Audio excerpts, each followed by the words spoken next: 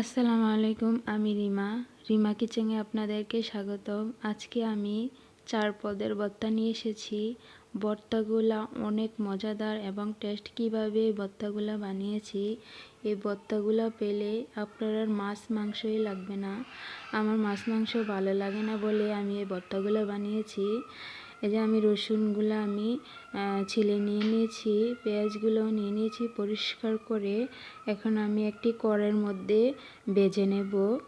এই যে আমি কড়াইয়ের মধ্যে দিয়ে দিয়েছি সামান্য একটু হলুদের গুঁড়া, যাতে রসুনের কালারটা অনেক সুন্দর আসে। তারপর এক সাইড করে আমি পেঁয়াজ কুচিগুলোও দিয়ে দিয়েছি। রসুনের সাথে পেঁয়াজ কুচিগুলোও একটু ভাজা হয়ে যাক। তারপর অলরেডি ভাজা হয়ে গেছে। আমি শুকনো মরিচগুলো নিয়ে নিয়েছি, একটু লবণের সাথে ভালো করে মিক্স করে নিচ্ছি, দানে যাতে আঁশ ভাব না থাকে। তারপর একটু তেল অ্যাড করে দিচ্ছি।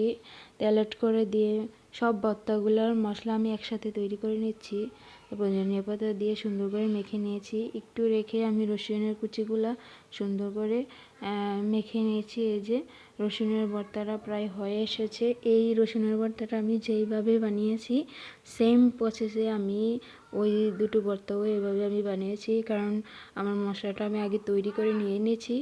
সেই কারণে এই যে মজাদার ভর্তা, আমার কাছে তো এই ভর্তাগুলোই অনেক ভালো লাগছে। আমি ভর্তাগুলো ছাড়া আমি এর কিছুই খাই নাই। এই যে আজকের ইফতারের জন্য আমি এগুলো তৈরি করেছি। সবসময় পেঁয়াজু বোট বড়া খেতে আমার একদম ভালো লাগে না। তারপর আমি এই যে ইফতারের জন্য নিয়ে নিলাম। এই যে খুদের বাদ দিয়ে আমি খাবো। আমার ভিডিওগুলো ভালো লাগলে আমার পাশে থাকবা, আমাকে লাইক কমেন্ট শেয়ার